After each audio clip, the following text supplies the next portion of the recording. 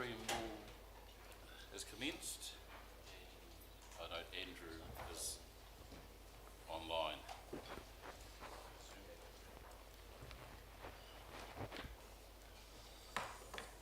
Confirm the agenda as it's set out. No. I confirm the agenda is set out. There are no further additional items. Thank you. Apologies. I have an apology from Rangi and I have an apology from Pania. Are there any further apologies? If not, move those apologies. Could I have a second? Thank you, Rio. All those in favour, please say aye. Aye. Against? Carried. Thank you. Declarations of interest are noted and welcome to the public forum. First item is the minutes of the last committee meeting held on the 21st of May 2024. Move that way. Seconded. Thank you, Leslie. Thank you, Darren. I presume there's no amendments or discussion. All those in favour, please say aye. Aye. Against? Abstentions carried. Thank you. Annual report update. Stephanie, welcome.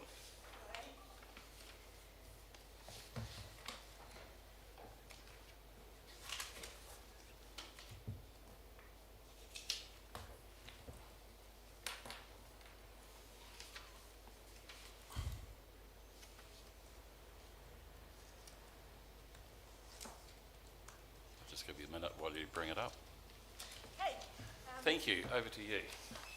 I'd like to present my report on the annual report 2024 update as read, please, and just open to any questions.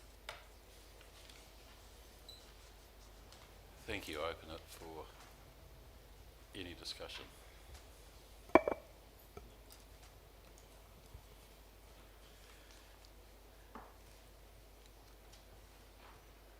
No direct questions, Chair, but I'm happy to move the two resolutions. Everything seems to be tracking as we're expecting. I don't see any great flags.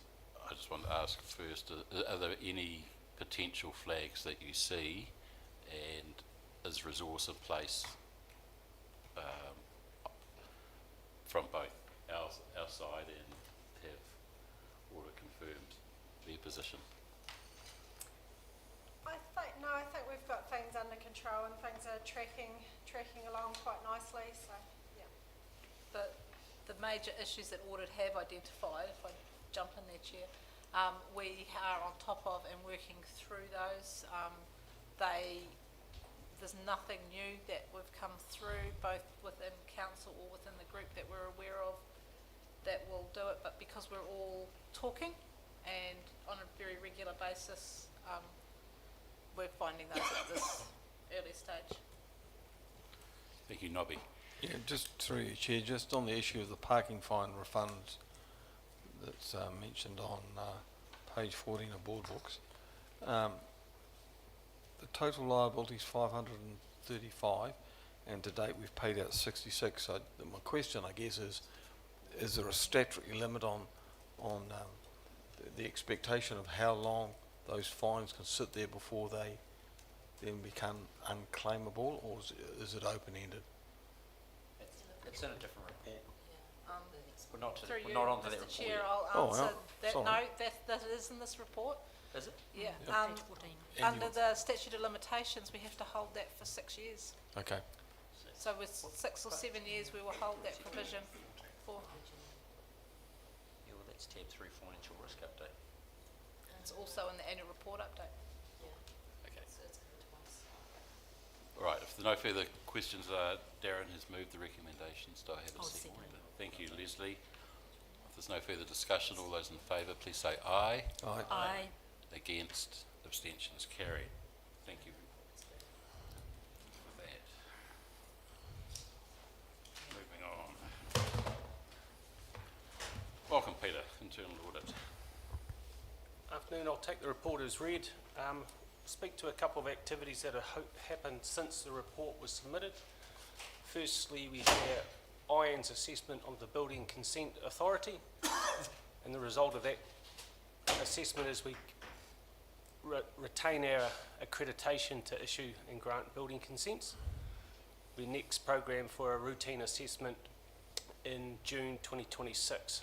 So that's a very positive outcome. And we have a low risk with INs for the BCA. The second activity is that we have appointed an internal audit partner, and we're currently in the process of onboarding that team, and we've engaged Deloitte as our internal audit partner. Apart from that, happy to take questions on the report. Thank you, Peter. Are there any questions? Nobby?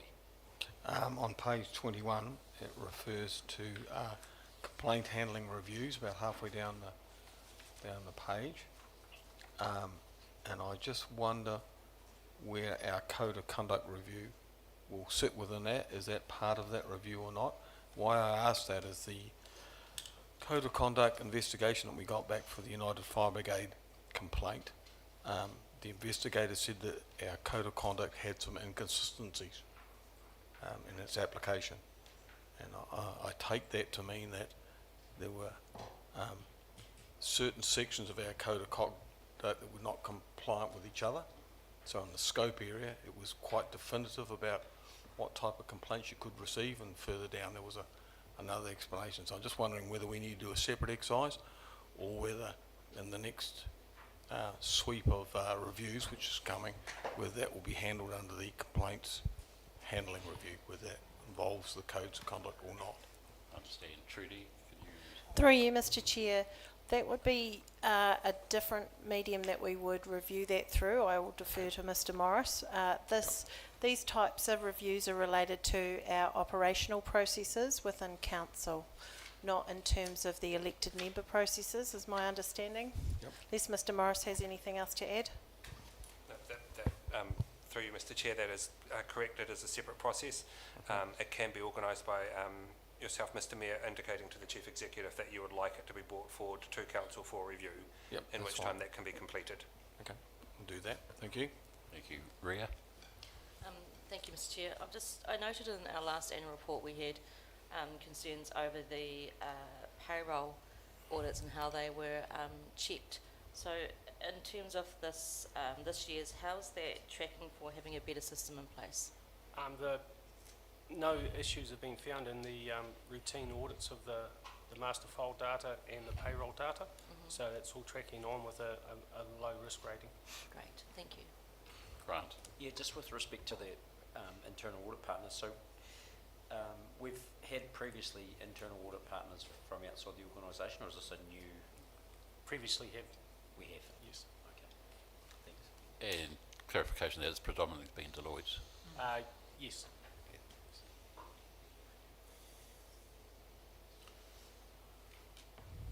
If there are no further questions, could I ask someone please put the I'll move recommendations? Thank you, recommendations. Leslie. Do I have a seconder?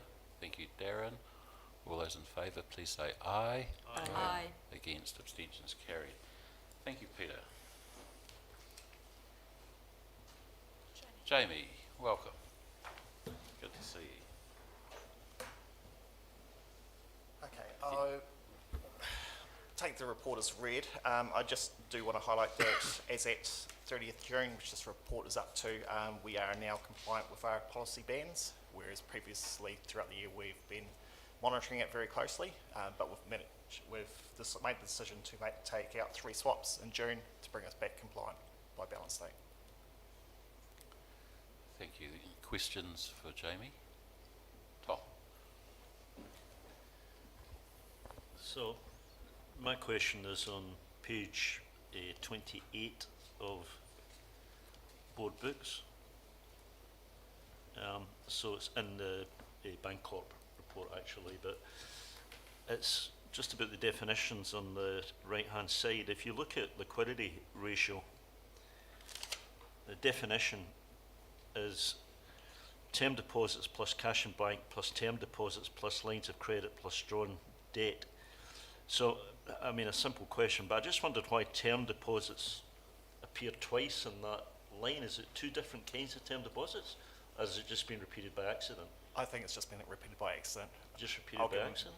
Okay, Make sure that gets taken out for next time. thank you. Nobby? On the same page for me, and just some clarification. around our LGFA debt of $113 million. So I'm only asking this question because as part of the progress we're going to make forward around Three Waters, there is a suggestion of a CCO with some limits as well. So I just want to be clear, the public to be clear about what our current debt levels are. So when you say 113.5 million, that's based on our current borrowing. It is not the net debt position, is it? No, that is our borrowing. Physically the borrowing. So ballpark figures, our current ceiling, I guess, our headroom is 280% of revenue. That's the, Patricia can correct me if I'm wrong, that's the legal.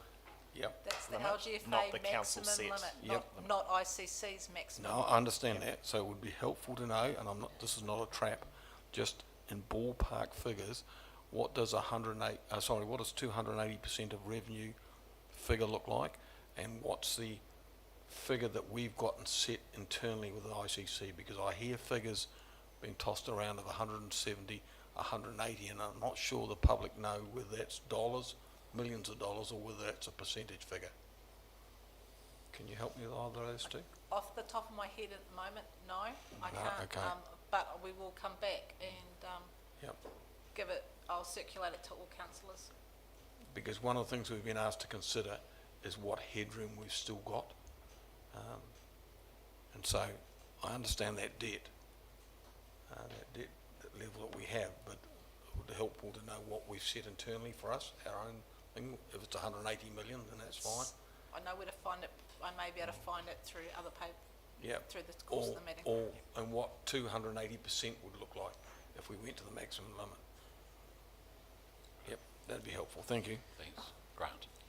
Yeah, just want to point out on page 27 of Board Books, paragraph 4 of the Bancorp report, how wrong that is, in the sense of what's just happened with OCR, and how I think it's just a cautionary thing to how advisors sometimes can be out, and we need to be very cautious around when we're setting our interest rate strategies. We take what we take from these sorts of organisations, because they're so far out it's not funny. And this is out of date now, and it's only 3 weeks. So Through you, Mr Chair, the economic commentary is at 30th of June, and this has changed significantly in the last 2 months. What's changed? I mean, these people are meant to be advisors. They're meant to be connected to what's happening economically. So What's changed in the last 2 months in the economy? the global labour rates are coming through. Some of the global measures that we're seeing are really starting to impact New Zealand and impacting some of the key measures coming through on the rates, and we've been watching the swap rates particularly, and we've seen them come down significantly in the last 3 weeks, Jamie? Yes, yep. So this is a move. It's moving. They give us the economic commentary as at a particular date.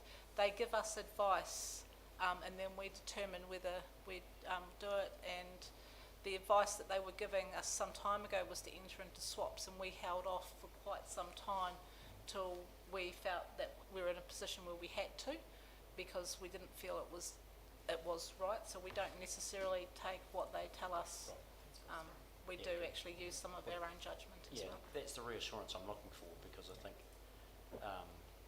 and you're right, swap rates are actually back over 1%, and that has a material impact on our cost of funding. I mean, I work in this market and we're seeing 70, 80 point difference in client margins.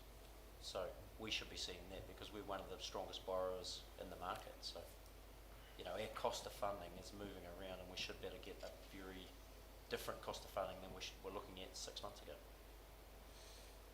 Right, you've got it. Yeah, good. Patricia, thanks. Jamie, it's good to note that we are now compliant. Do you foresee any issues in the foreseeable future where we may breach anything?